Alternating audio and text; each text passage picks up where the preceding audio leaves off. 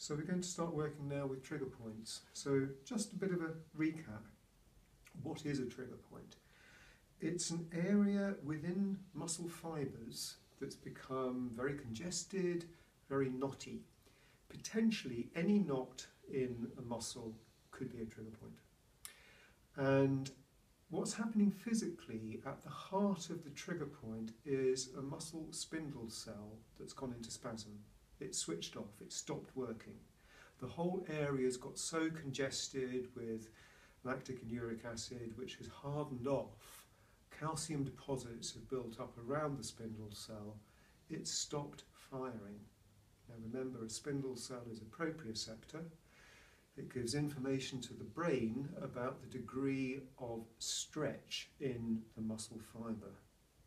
So if that information is no longer available, the brain has lost contact with that section of the muscle. Potentially, that's quite dangerous. It means that the muscle's not going to work as well.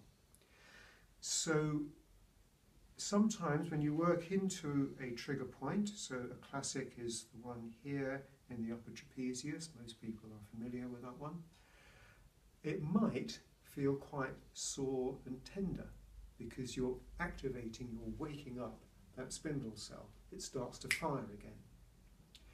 You may also get referred sensation, so you're firing signals through the nervous system.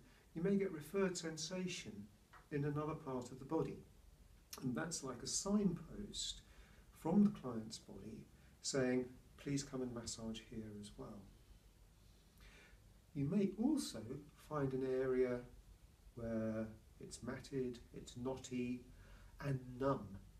And that's when the trigger point's been building up for such a long time that it's got very, very congested, and it may take several sessions before it activates and starts to fire again. So don't worry if you come across an area that feels as though it ought to be a trigger, but it ain't doing nothing. You're still doing useful work, and you need to explain to the client that perhaps if it does feel a little bit sore afterwards, actually that's a good thing because it's waking up. You're re-establishing that neuromuscular connection, in other words, getting the nervous system and the muscular system to start working properly together again. Thank you.